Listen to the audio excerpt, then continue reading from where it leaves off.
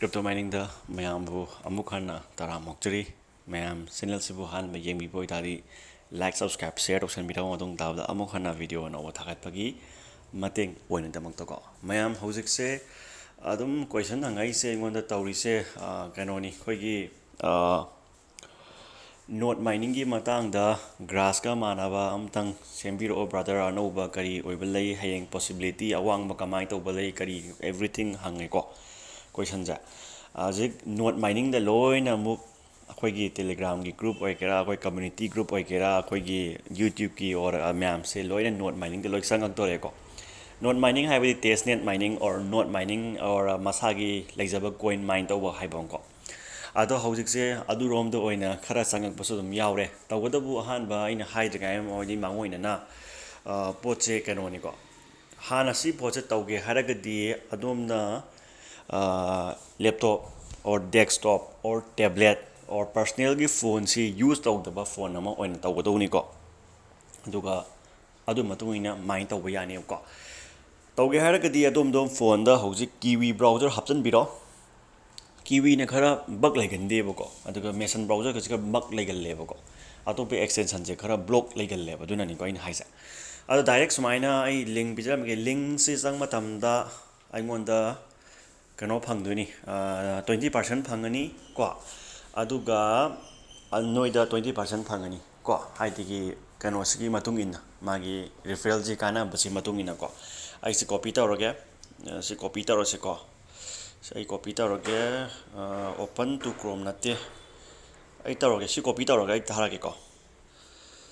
aina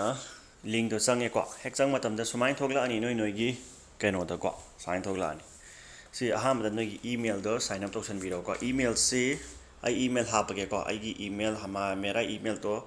hapchaba karega ko ai hapchaba karega tawroge email se code si boost oidoni ko noi gi 20% boost mining speed henga toini ko adu 20% henga toini reward ko and get boost tawre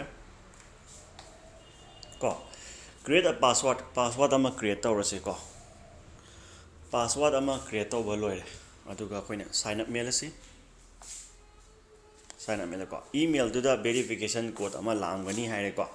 email da verification code ama lahalasi aduga hamara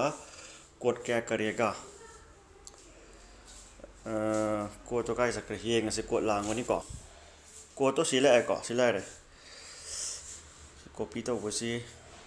t2e ko t2e ko adagi kya ba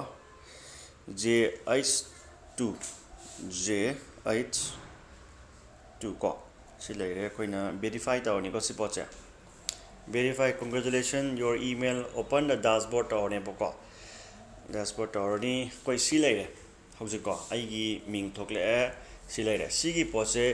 extension nangna download tawdoi ne boko extension je download extension mela ne boko hariba add to chrome melo aduga okay melo hari pose phone na trakasu desktop ko chamana ni ko desktop tum chamana ni me am ko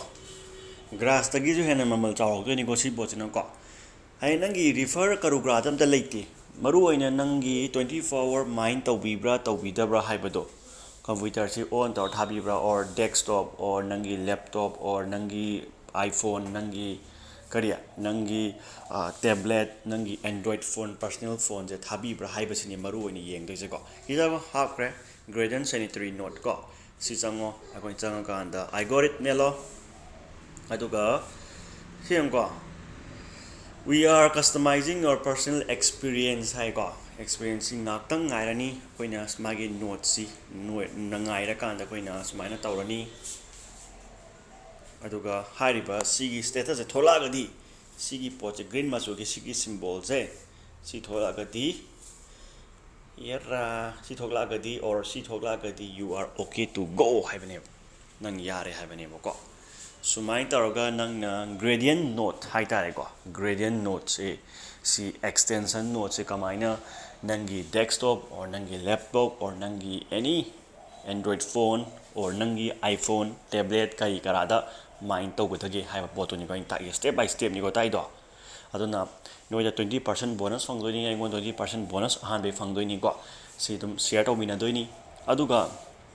yam kanaba amna haiba potsi grass tagi hena wangne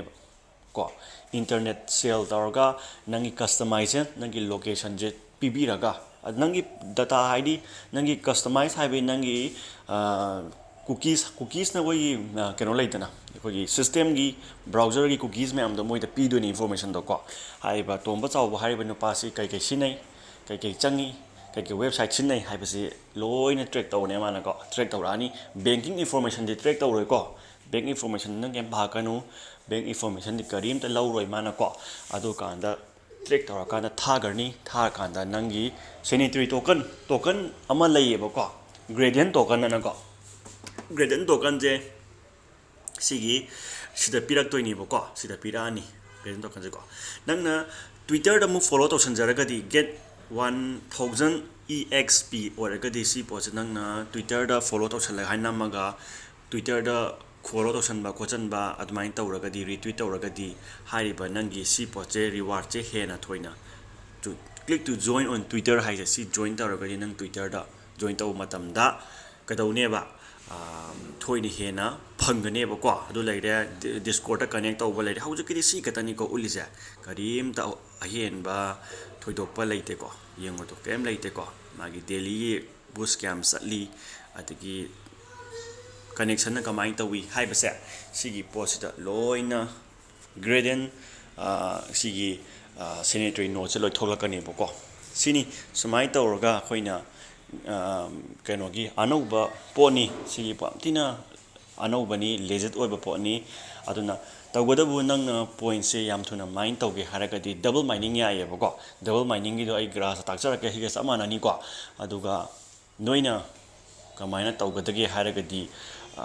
laptop quite phabadi desktop gumbani hen phaba heleba ko natraga ipad or tablet gumbadana phone system ma gi gahar sawba se sina hayeng magi internet je lawsalaga data yon thoba matamda hena yonba ngamme ba hena point collection tawba ngamme ba ko aduna hena di phayeba ko aduna hoi upai leitrabudi phone da sinaba dum yai ko phone da sinaba process na intai je chap manai ko phone da sinaraga su any kano da sinaraga su chap manaba po ne ba ko in sinai je ko so o check your net connection ni ko si yada bai ni ko anna sumai taraga dum tawba yai ba ko myam phare solution jarage mkhda dum link bicharam ge dum direct changbiro aduga step by step aina haibisi mong tawro aduga grass ta mine ta hogdribasing grass ta chance phangogdribasing se dum tawba yai ko grass se loire haibena te ko loidri ko grass dum makhata na point picthara ga lakini ko ada sumai taraga tawse myam ko phare lesson jarage am sangani video se gradient sanitary note kamaina mine tawgani ha botoni ko myam thank you and good night